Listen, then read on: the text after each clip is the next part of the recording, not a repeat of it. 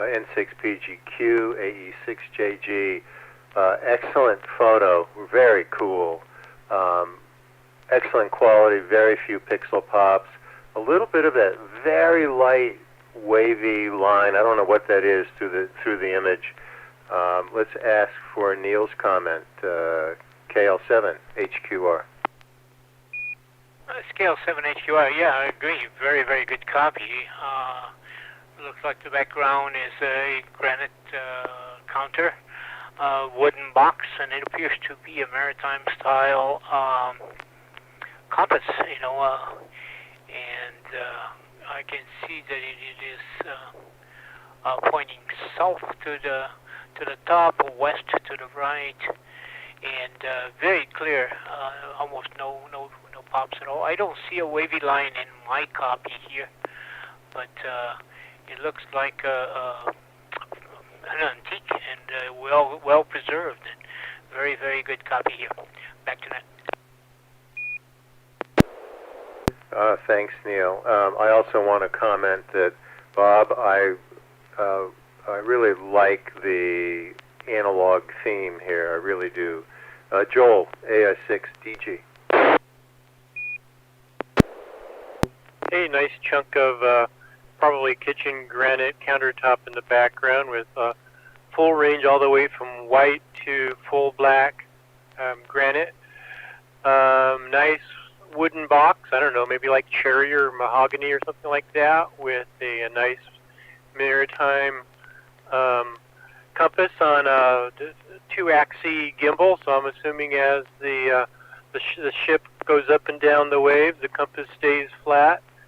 There's a bit of a patina on the compass on some of the screws and the paint finish. Or the box actually almost looks like it's in better shape or newer than the compass itself. A neat object, good reception. It's kind of neat. There's an occasional little blurb of a line with a collection of odd-colored pixels in a line.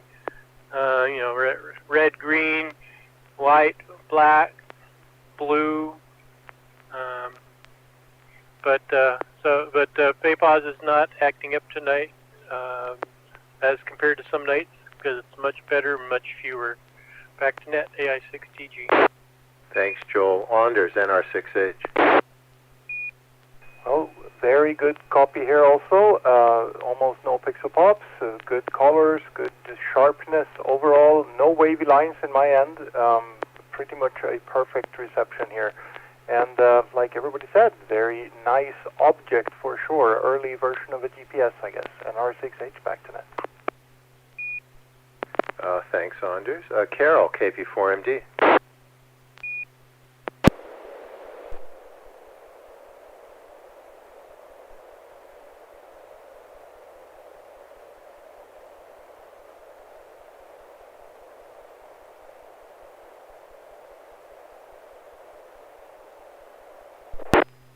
Thanks, Carol. Bob, N6PGQ. Can you tell us about this compass?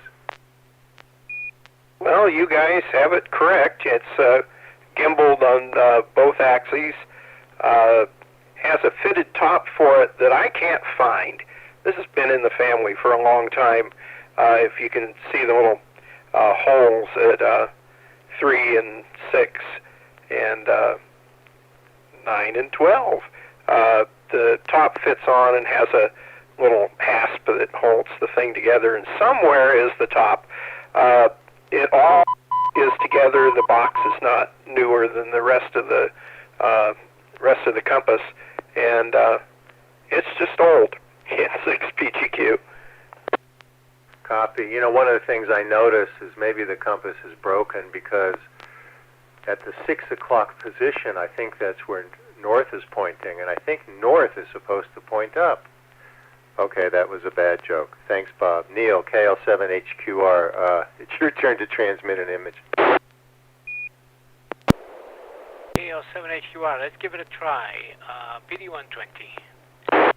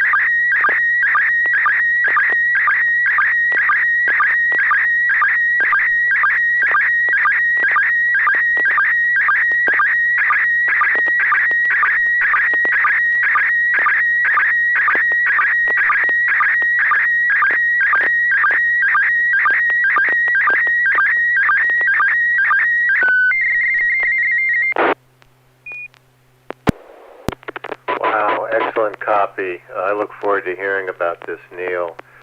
Joel, AI6DG. Looks cold. Off in the distance, we're looking across water at some completely snow-covered bits of land here and there. So the whole background's got land, but some of it's near and some of it's farther away. White clouds above them. Water with a bunch of ice in the foreground, and off the lower left corner of the photo, looks like we're looking off the side of either a pier or a ship.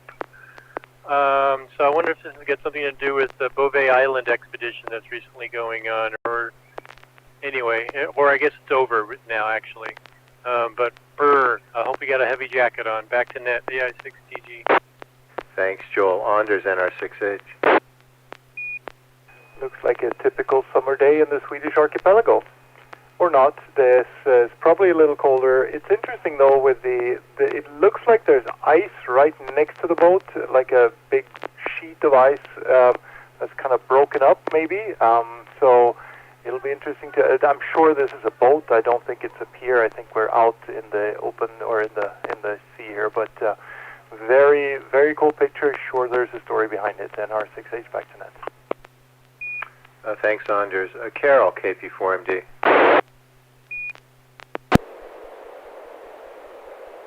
This is KP4MD. I am guessing very much about this, but it probably has something to do with Neil's expedition to the Antarctic. I'm wondering if this is part of an ice shelf. I don't know. It just looks like a bunch of floating ice there on top of water.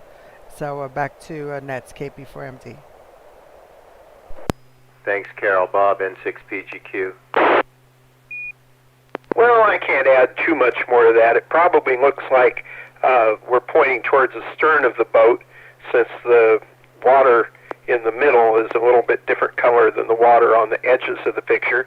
And it looks like there's some snow or glacial covering on the land that's in the background. And it looks like there may be a passage between the island that appears to be on the right and the others on the left that the ship may have gone through. N6PGQ.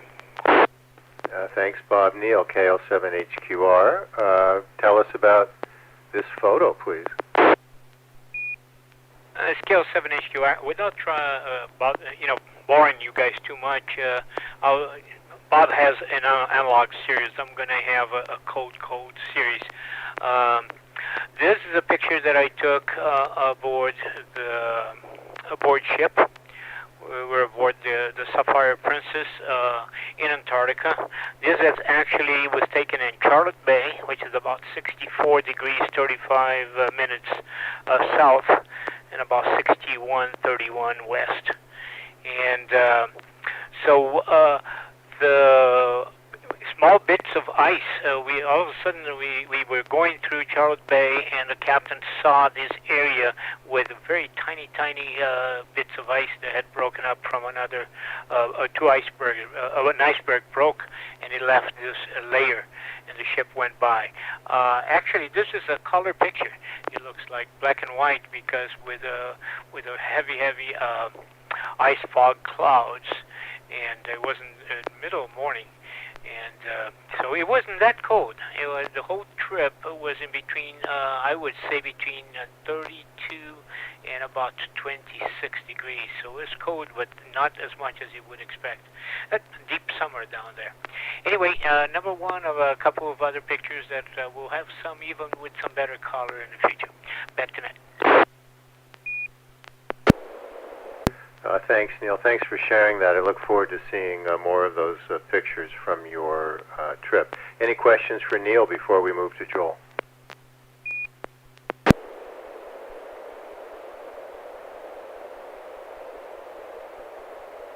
All right, AI6DG. This is AE6JG for ID. Go ahead, Joel.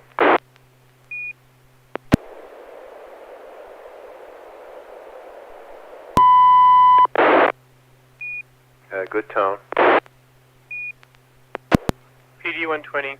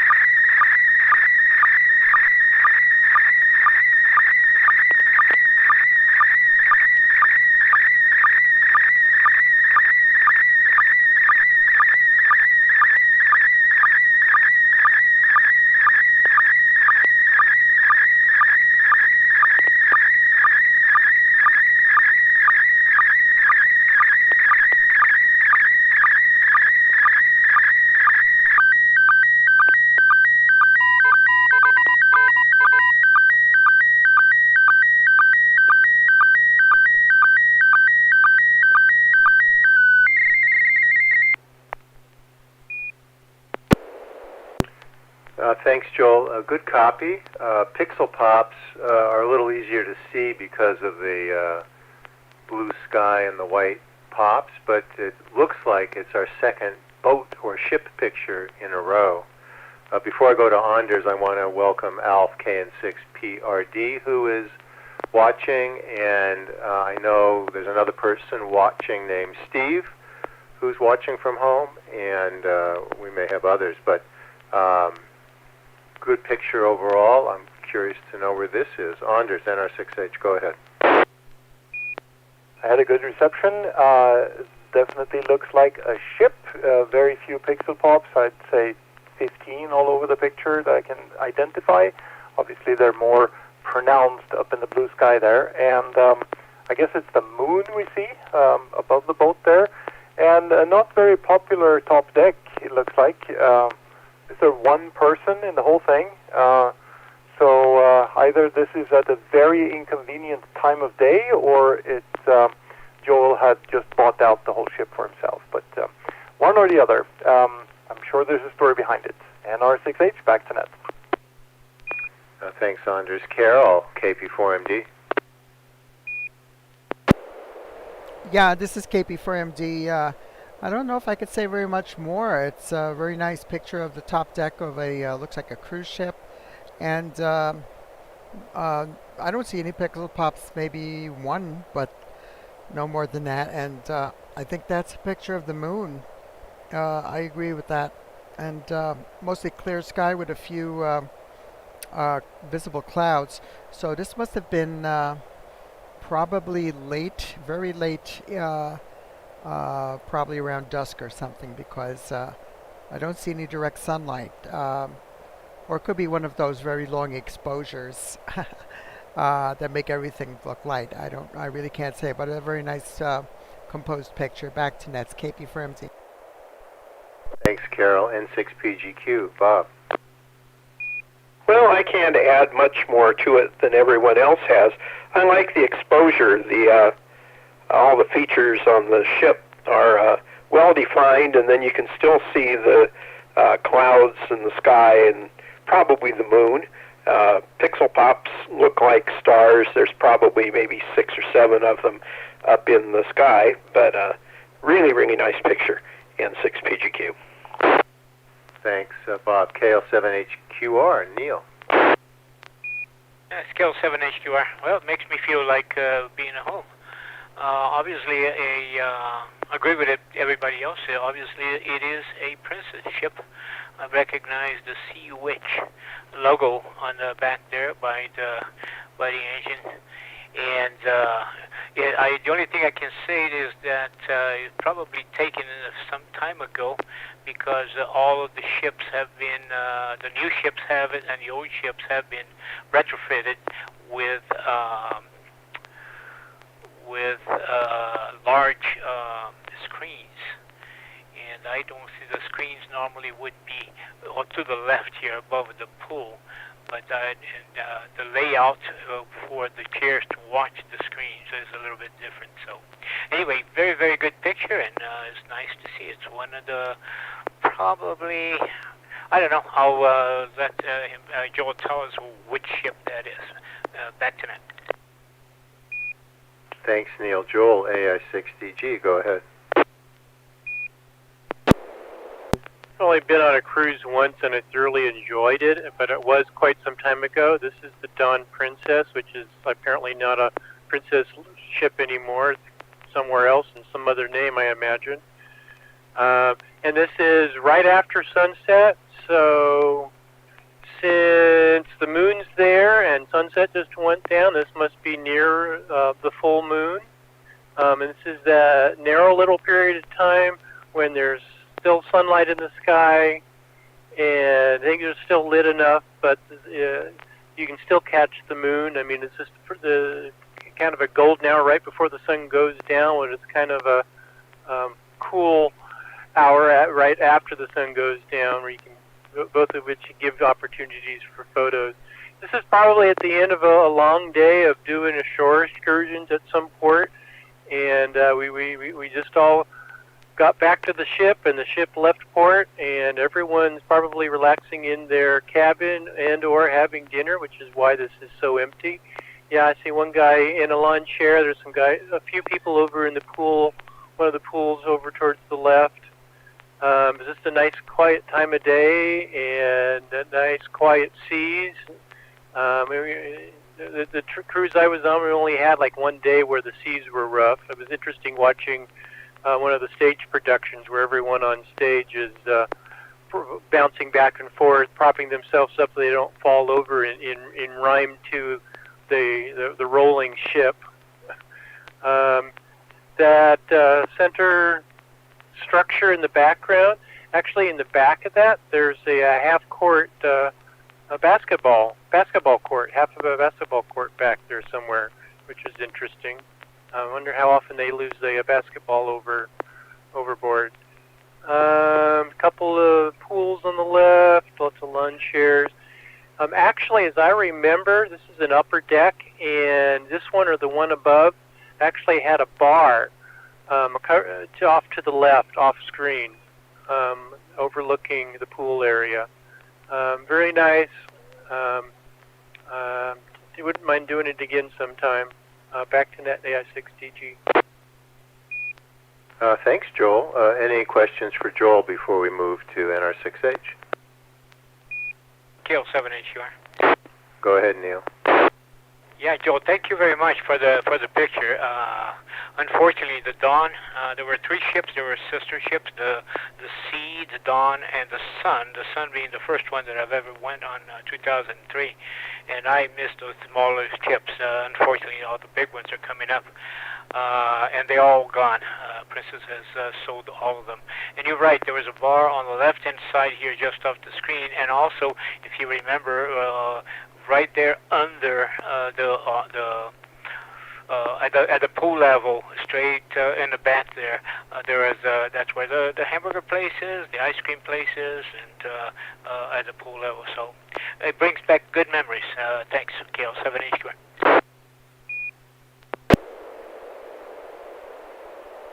That's nice, Neil. Joel, any comments? I don't know if I'd want to get on a bigger ship. Bigger, smaller, trade-offs, I'm sure. Do they still have small cruiser ships, or are they all these huge things that are like a mini city? I mean, it must be terrible for some of the ports to suddenly have your population double when a ship lets loose on the port. Back to Net AI6DG. KL7HQR. Yes, if I remember correctly, these were about 1,800 passengers, and they're gone. They had a couple of smaller ones, the Pacific Princess, the Ocean Princess, about 680 passengers. They're all gone. They're gone to the Asmara. And the cruise ships that they have right now are around 2,000, 2,600 passengers. The newer versions, the newer ones, the Royal class, has about 3,000 to 3,500. But Princess has not gone beyond that. Royal Caribbean has the largest ships in the world with 6,000 to 7,000. And I agree with you. There is no way you catch me going in one of those ships, you know. And so around 2,000 is what we have on Princess right now. We can enjoy the smaller ones. Back to Net. Thank you. Thanks, KL7HQR and AI6DG. Anders, NR6H, it's your turn. Right, I'll try tone real quick.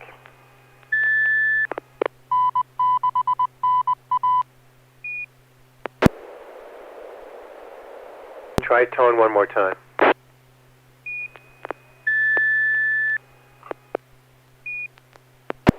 Copy. Okay, yeah, you're good. So here we go with PD120.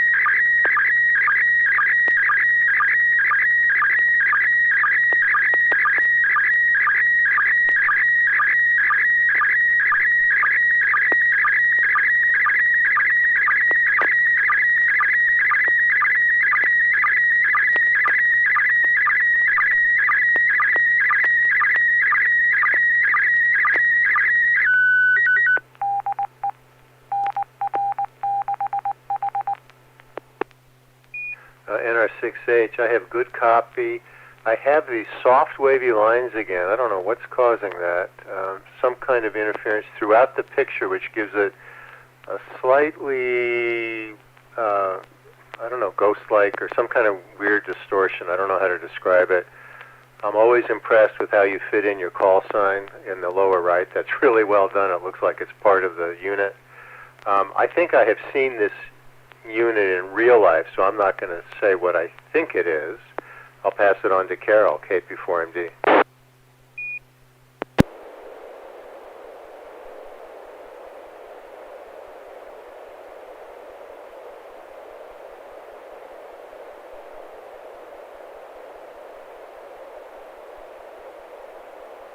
All right, we'll come back to Carol. Bob, N6PGQ.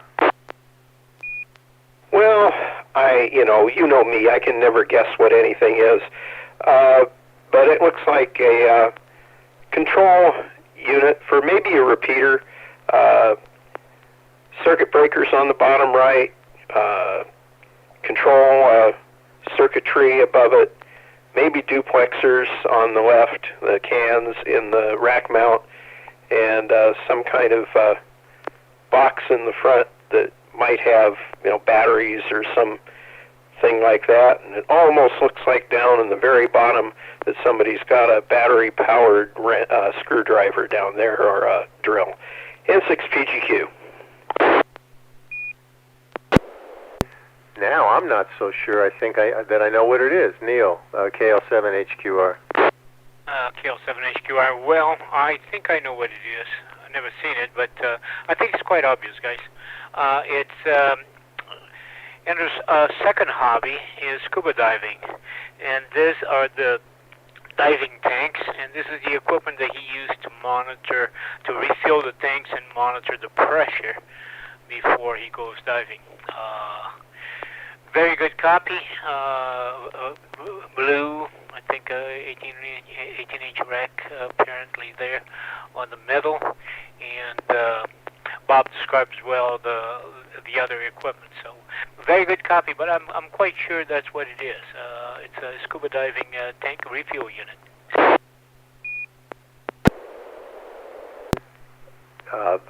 Clearly, you're close to right there, Neil. Joel, AS6DG. I'm guessing this is K6IS West, and the tip-off to me is the lower right view of the circuit breaker panel. That, my understanding was the cause of K6IS being offline, because they went back up there, and Anders and Chris, and found that there was nothing wrong with the power other than that a breaker had blown. So we've got 3 photos here. The left half is one photo looking at a couple of racks, and the right half is a photo on top and a photo on bottom. The bottom photo is looking at a breaker panel. The upper one is looking at a control board or box. I think it's probably a battery on the bottom with the power supply on the upper right, and an alarm panel or something like that on the upper left of that box. And I think that box with the lid closed is on one of the 2 racks on the left, the photo on the left side. We're looking at a blue rack, a blue enclosed rack cabinet, and an open frame rack on the left. The left open frame one has duplexers on the top of it, and the blue one has mostly open space on the top of it, and below that we got all kinds of stuff I can't really tell what is, but I'm assuming we've got repeater amplifiers, controllers, and receivers and so forth there. With that white box that's on the upper right, it's a white plastic box, mounted on the side of that open frame facing us, but with the lid closed. And it almost looks like there's a bird watt meter on top of the blue cabinet. Yep, could be a bird. Hard to tell for sure. And yeah, there's something bright yellow on the lower right, sitting beside the open frame rack. Yeah, could be a drill, battery-powered drill. Looks like there's a table behind the 2 racks with all kinds of miscellaneous junk, including some manuals and binders piled on top of it. Back to Net AI6TG. Thanks, Joel. Carol, KP4MD.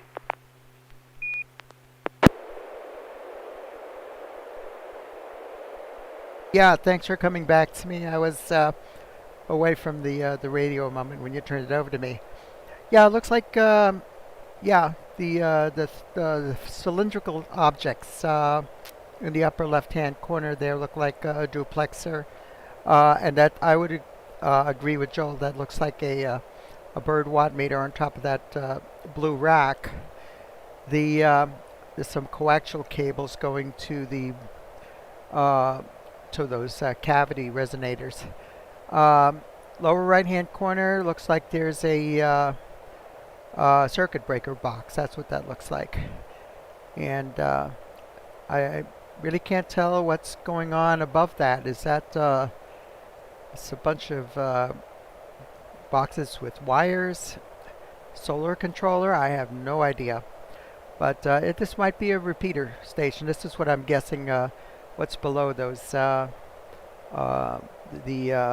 duplexer cavities? That's what I'm guessing. Back to Nets, KP4MD. KP4MD, AE6JG.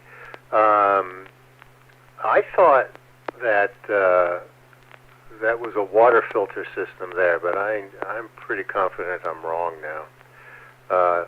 Anders, NR6H. Well, actually, I did used to scuba dive. It was a long time ago now, and these contraptions were never involved for sure in that hobby. But they kind of look similar, so I get it. This is, according, well, Joel's forensic... Oops, that was another...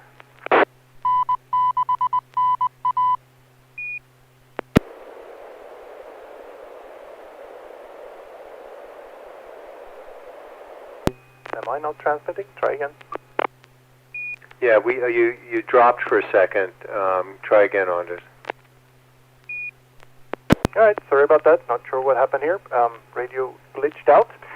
Yeah, so Joel's forensics is definitely spot on. I used to scuba dive, but that's not what it is here. So, Joel, you're right. This is K6IS West, and the big tubes there are cavity filters. So they have nothing to do with water. Actually, if they were close to water, then we would be in trouble. And the reason for the trip up to that site was that the power was out. That's pretty much all we knew at the time, and that happened sometime after the big storms we had in the beginning of the year. So the site was out, and for a while there, even the commercial station. So in the blue rack there, that's actually the amplifier for a commercial station, 105.5 Sacramento. They have their transmitter up on in the same room there, and that station was also out for a short while after those storms. So we kind of figured that something major had happened. But eventually we made our way up there and looked at it, and we walked up to that breaker box, and the first thing we discovered is kind of through us. See what I did there? That one of the breakers are actually gone. So if you look at it, the right-hand row of breakers there, the top one is actually missing. So there's 3 breakers in the hole. So we removed the whole front there and realized that there was no cables going to it. So that was not the problem. And then it showed out that one of the other breakers, even though it looked like it was still on, was actually off. So we just reset that, and everything turned back on. So pretty much the simplest fix we've ever done.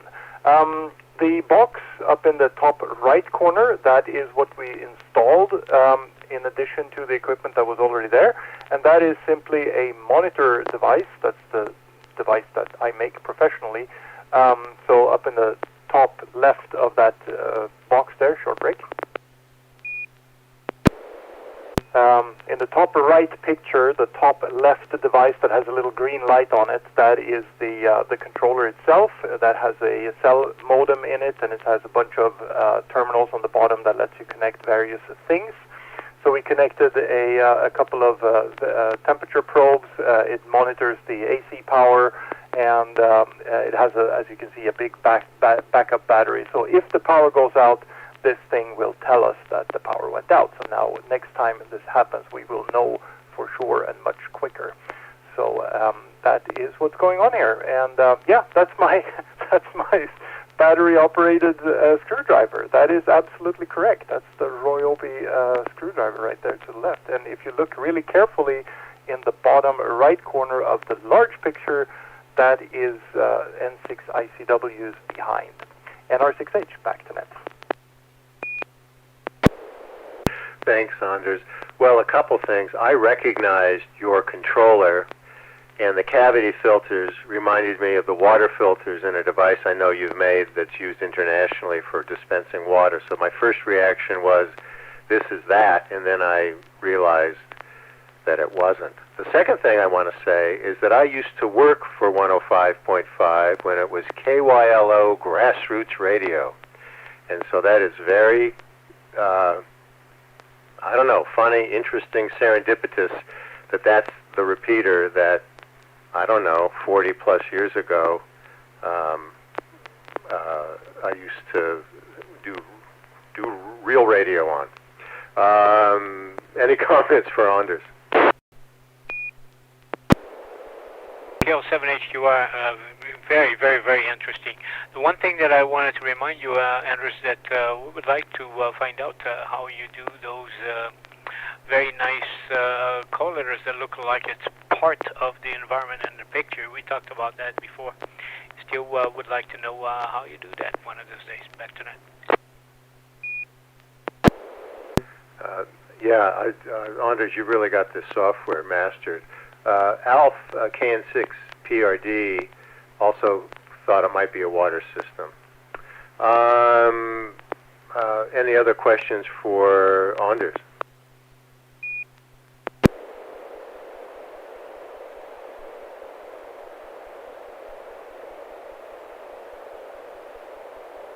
All right, Carol, are you ready to transmit an image?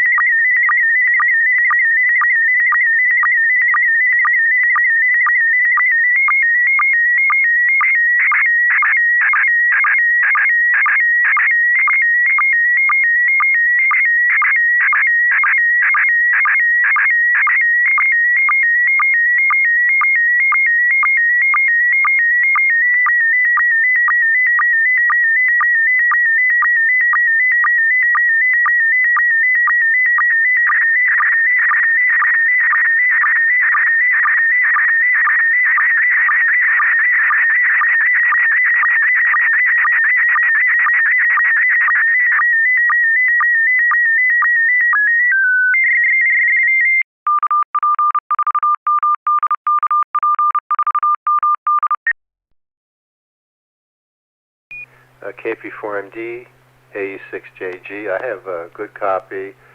More pixel pops than we've had tonight. Again, the blue somehow is really showing any of the blue backgrounds that we've seen tonight are really showing the pops. This looks like an electronic confirmation card from the Canary Islands. Bob, N6PGQ. Yeah, I agree with that. And the blue does show a lot of pixel pops. And it's an electronic QSL card from January 24th with a confirmation for KP4MD. So that's kind of neat. I'll be interested to find out the details of the contact, N6PGQ. Yeah, me too. It looks like it might have been a voice contact. Neil, KL7HQR. KL7HQR. Yeah, it says right there to KP4MD confirming 2A SSB QSO 10 meters. 24 January 2023, time 1822 Zulu, 56 RST. Interesting. I have never seen really an electronic QSL. This is the first time I see it. It's kind of interesting to do. I just wonder if you received it via SSTV, Carol, or how did you get that? Very very clear picture here. I can read everything even with my eyes. So thank you for sharing. Back to net. Thanks, Neil. AI6DG, Joel. Well, it says EQSL in the upper right, and I believe that once it's been confirmed on EQSL, there's a place in there where you can download images like this of the QSL cards, of the electronic QSL cards from EQSL. I've never done that, but you can create. I believe you can on EQSL, on your account, you can create the QSL cards that others would download. Although I'm not sure if that's a paid item or not. I'm not a paid member of EQSL. I got one of the free accounts. But sideband, 10 meters, Tenerife, Canary Islands, EA8DMF, RST 56. So I'm curious what that translates to as far as audio quality. But that's quite a haul. But obviously, if you can do that on 10 meters, then yeah, the bands are improving. If you could do that on sideband. Want to hear more, Carol? Back to net, AI6TG. Anders, NR6H. Agree with everybody else. Because of the blue background, I guess all the pixel pops are more pronounced, but there are definitely more pops on this one than the previous images that we've had today. But other than that, good picture. We see the moon, we see a very blue background there, and congrats on the SSB QSO with Canary Islands. I've never been able to do that. I've done FT8 with them, but never sidebands. That's really cool, and that means that the bands are popping, so it's really neat.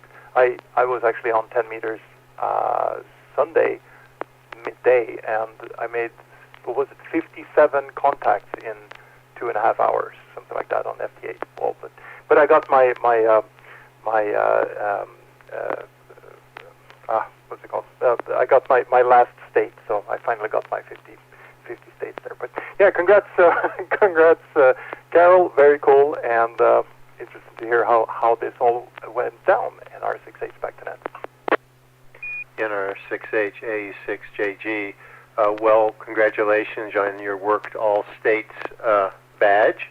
Carol, KP4MD.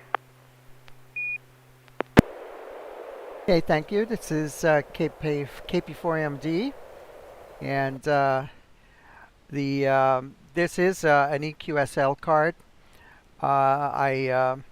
Right now I pay sometimes, especially when I'm doing my operation from down in the Caribbean. I just like some of the extra features. But right now I'm using just a standard account with no upgrades.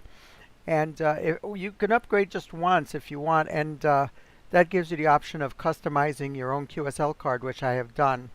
And that custom QSL card stays in your account even if you drop back to a non-pay account. and I regularly upload all of my contacts to EQSL. You can go to their website, eqsl.cc, to see what it's all about. And you can sign up for a free account there, upload your log, contacts, and if other people who signed up with them can do this sort of thing. And EAA GMF is. So I was able to get an instant QSL from him, and he got mine as well. Let me just drop the repeater a moment here. Okay, back again. This was a morning. I get on 10 o'clock in the morning on 40 meters, and that would be 1800 Zulu. And after our WANet finished, which was like about 15 minutes, I decided to go up to 10 meters and just listen around. And I heard a bunch of activity up there. And there was this one station in the Canary Islands calling CQ US. It was working US stations, so I answered him, and he gave me a report. And 5.6, it was Q5. I mean, armchair solid copy with 6S units. Not a problem at all.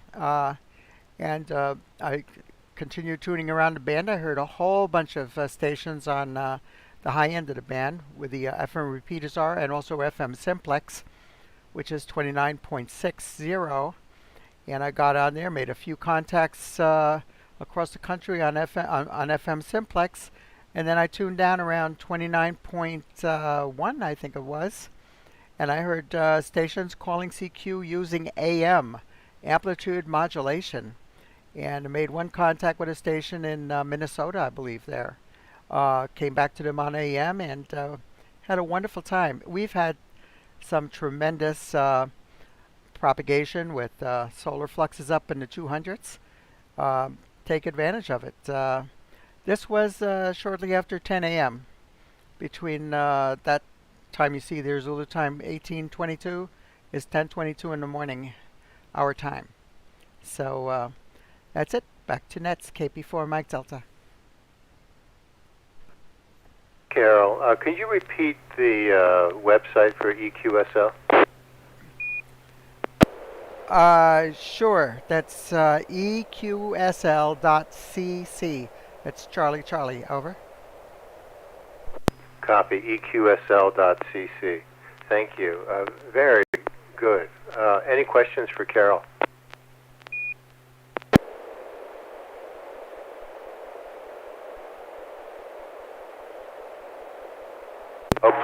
We'll transmit the last image for the night. Stand by. This will be PD 120.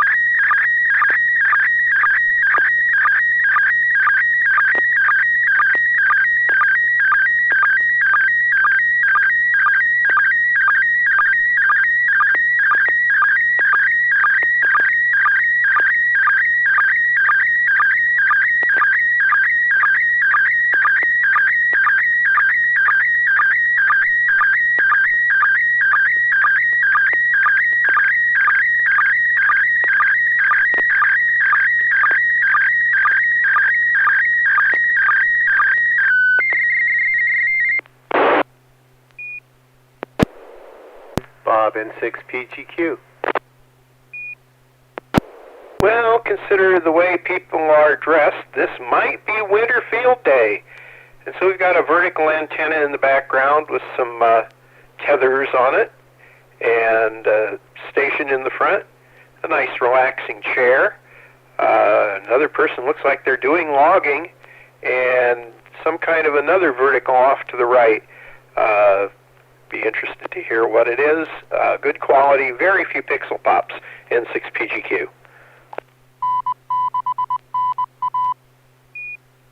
Neil, KL7HQR. KL7HQR. Yeah, I agree with Bob. It looks like it would be a winter field day just the other day, so I'm hoping to hear a little bit about the location. Somehow this looks cooler and colder than a picture that I sent. Back to that. Carol, KP4MD.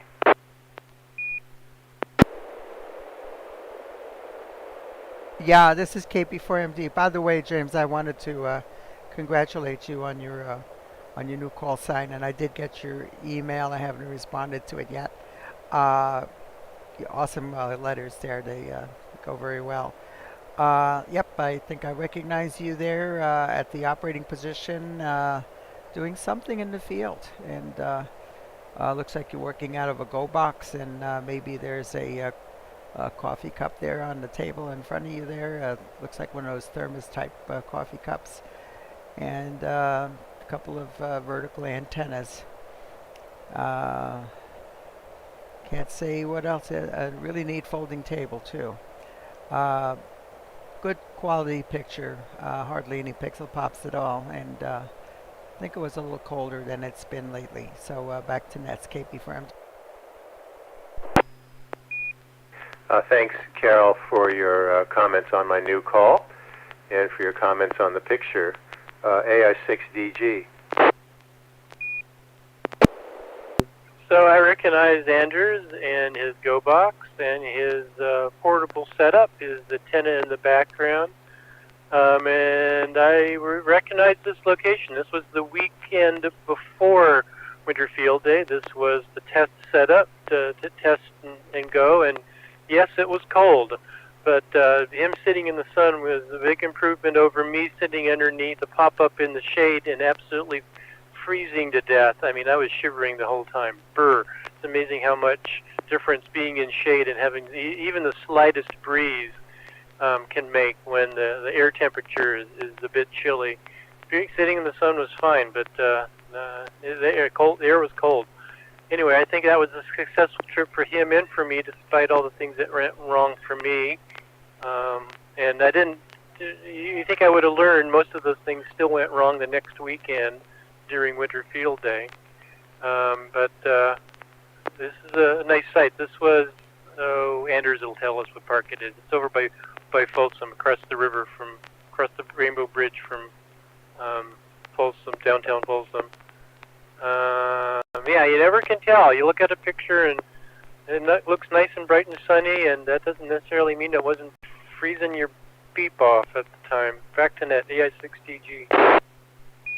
Thanks, Joel. I was kind of hoping that someone would think it's me. Thank you, Carol. But this is Anders. He's my stunt double on these kinds of events. Anders, NR6H.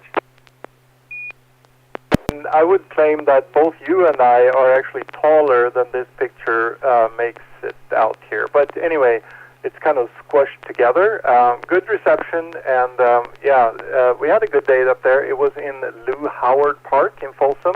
It was a week before Winter Field Day, and like Joel said, it was the dry run.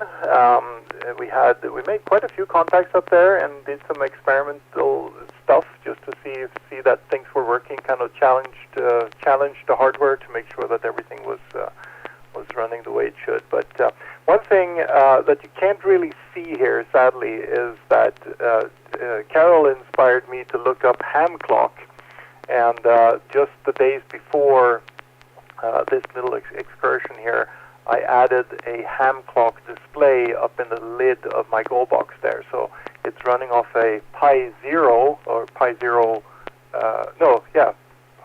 Pi Zero Mini, or the Wi-Fi version, and it's got a dedicated display up there that it's running on. So that is pretty much automatically turning on when I flip on the radio, and it comes up with the location and GPS and all that fun stuff. So have to play more with it. It looks like there's a lot of features that I haven't understood what they're for yet, but very cool. It was a good day, and the guy to the right there, that would be Tim, sitting there and doing web surfing on his phone, so he's not logging, he's just relaxing in the sun. It was a good day. NR6H, back to net. Thanks, Anders A6JG. Any questions for Anders? I will say I went up for about an hour just to check it out. My main claim to fame that day was to help Joel AI60G carry equipment from his car.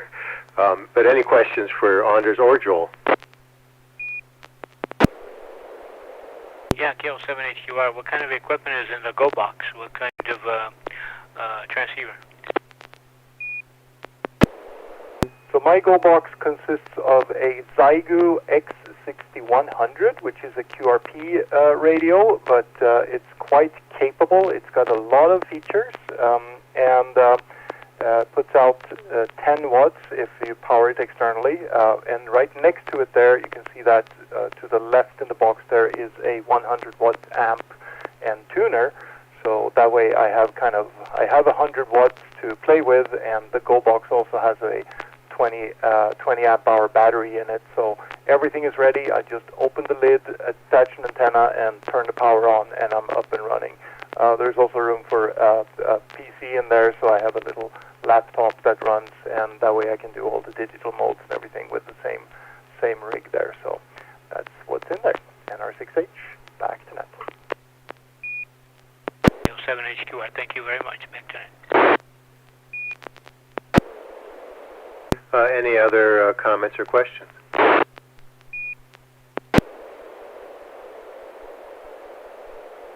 Question. Go ahead, Joel. So, Anders, have you tried the new Russian software for the Zygu? Did not do that yet. I got kind of thrown off my rhythm here when our water heater broke, and my garage got even more messier than it should be. So somewhere at the bottom there is my Go box right now. Not sure exactly where, so I have to dig it out first. But I will certainly try it soon. But yeah, definitely we need to do that. Back to that. Thanks. Any other questions before I close the net?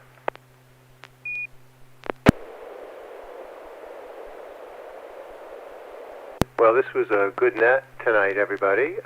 Thanks to all who participated in tonight's Slow Scan TV net. We hope to see you again next Wednesday at 9 p.m.